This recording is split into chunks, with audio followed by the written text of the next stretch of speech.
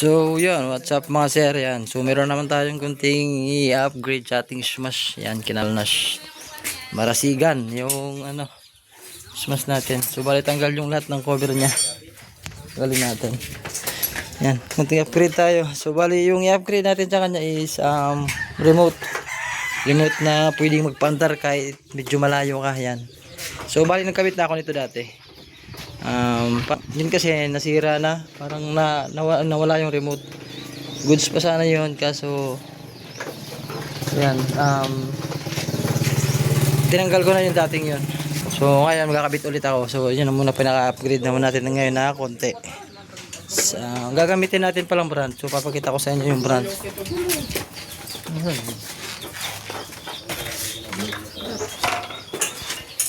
Yan, so bali ito yung gagamitin natin na brand, LTC. So di ko alam kung ito ganito din yung ginamit ko dati, kasi nagkabit na ako nito dati, nasa diet pa ako dati. So bali ito yung ginabitan ko dito, LTC na brand. Yan, 3-way alarm. So gagamitin ko sana yung nauso ngayon sa Shopee na yung module lang na EV, tapos on off. So ito na ayaw ko nun, kasi yung ginagawa nun is on off lang eh. Pwede ka, yung ano doon, pwede mong i-remote na mag-on lang yung ignition, tapos wala siyang push start. Ito kasi dala nito lahat, halos dala nito lahat. Pwede mo sa anti-tip na to eh. Yan o. Advanced Smart Electric Bicycle Anti-Theft Alarm System. Yan. Anti-tip to. So maraming benefits na pwedeng ibigay nito sa motor mo. So papakita ko sa inyo yung mga benepisyo niya mamaya pag nakakabit na. So bali ito, dalawang remote yung kasama na, tapos may kasamang battery, tapos yung speaker module, tapos pang wire. So di na ako makamutin ng pagkabit nito sa pag-wiring, kasi yan, sabi kong nakapagkabit na ako dito. Meron na yan dating ganyan. Tapos di pa nga sana sira yung module nun. So parang yung remote lang ang dito nawala. Yung palang remote na isa dito, yun parang nasira yung pinaka-remote niya. Yan, so wala dito nga yung isang remote oh. Yan. Ito yung patunay na nagkaroon na ako niyan dati. Yan. Parehas yan. Remote. So ito, 3-way, 2-way alarm, LTC na brand. 24-hour remote monitoring. So marami itong basta meron itong silent mode, tapos basta magandang klase ito. Pag halimbawa naka-off, talagang kahit isusi hindi nila basta-basta mapapaandar yan. Basta naka-off sa remote, kahit ibigay mo pa yung susi o kahit susian pa nila, hindi nila basta-basta napapaandar. Tapos halimbawa nanakaw yung motor, tapos di mo kayang habulin, nasa yung remote, pwede mong patayin kahit nakasusi, pwede mong patayin sa remote. Yung pinaka-advantage nito. Tapos ano pa yan, kahit medyo malayo-layo ka, pwede mo siyang patayin. Mga siguro kaya mga 200 meters or 100 ganun. Kasi yun dati ginagawa ko, basta walang mga kahoy. So yan ang update na lang mamaya, kinakalas. So yan, bali ito na. Ito yung update natin. Yan, pinagsample ko lang muna siya, di ko na muna siya pinag-fix na pagka-wiring para mapakita ko sa inyo or may paliwanag. Yan, bali ito yung mga wire na nakalagay dito. Dalawang yellow, isang orange, kulay pink, gray, blue, tapos red. Yan, so bali isa-isa natin yung mga kulay na yun. Bali yung kulay pula is papuntang battery. So mas maganda maglagay kayo ng fuse. So ito LTC, wala siyang kasamang fuse. Yung sa unang kinabit ko dito, mayroon na siyang kasamang libreng fuse. Ito wala. Yan. Tapos itong kulay black naman, sa ground. Yan, dinirect-talong ko lang muna yan. Positive, tapos negative. Na ground. Nakatusok lang yan. Tapos naman, yung kulay orange niya. Kulay orange is, dyan papunta sa ignition. Yan. Kung sa Suma sa kulay orange. Kung sa Honda, sa kulay black. Iba-iba, depende sa brand ng motor. Basta yung basta yung kulay orange ito ay papunta lagi sa accessories wire. Yung kulay orange. Tapos ito pa.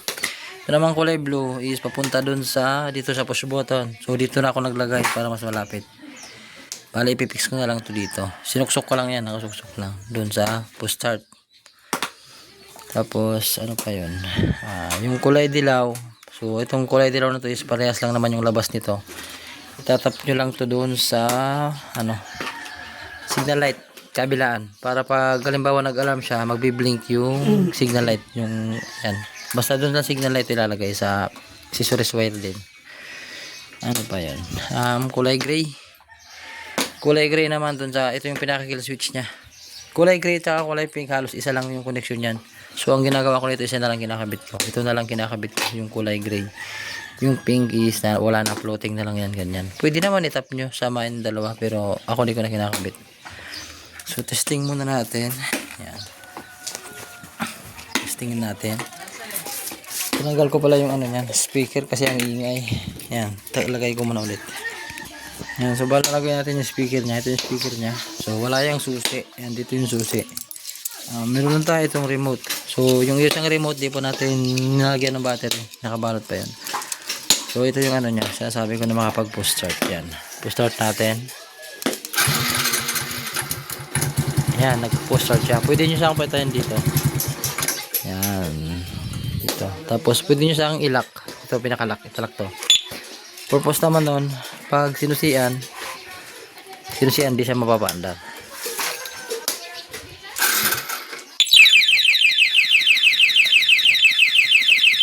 Patayin dito. Di yan. Dito talaga yan.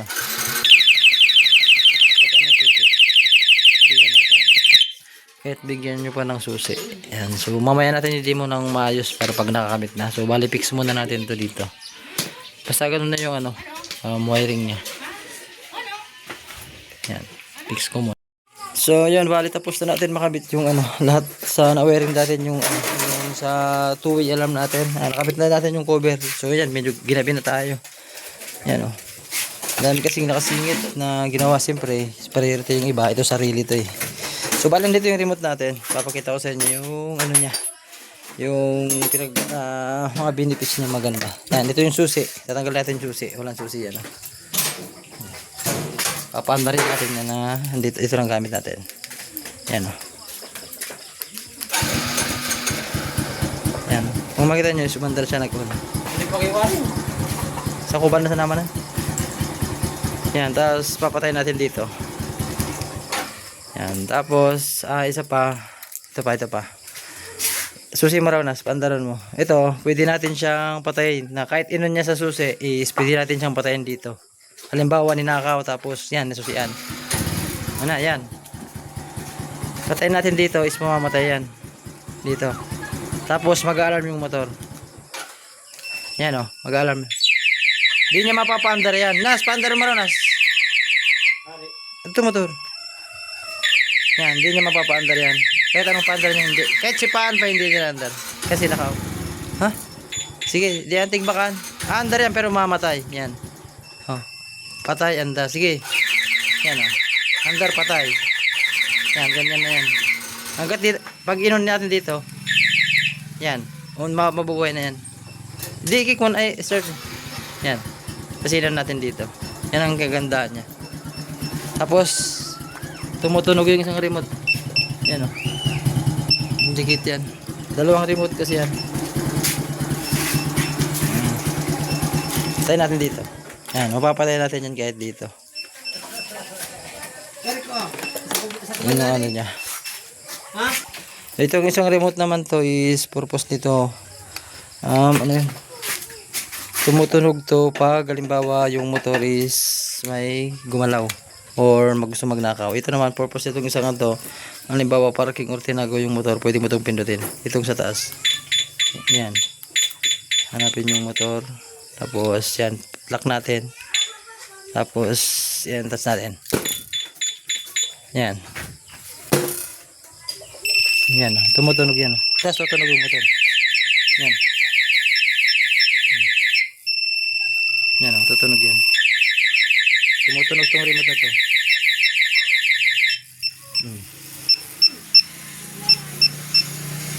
Yan, maingay itong remote na to eh. Yan, patayin na. Pag pinatayin natin dito sa gitna, patayin na yan. So, may isa pa tong ano eh. Pwedeng i-silent yung motor para wag maingay yung motor, ang maingay lang yung remote. Yan, pwede. Madami siyang ano. Dalawang remote na yan. Yan. Yan o. Start. Kahit alin dito, gamitin nyo sa dalawa pwede. Yan o. Halimbawa, ito yung pinag-start kong isa. Ito. Ito. Pwedeng ipatay dito sa isa. Yan. Yan lang ang benefits ito. Ito kagandaan ito. Kaya bumili ulit ako ng ganitong two-way alarm. Oh, so, yun lang mga sir. And sana gusto yung video ko. And salamat. God bless.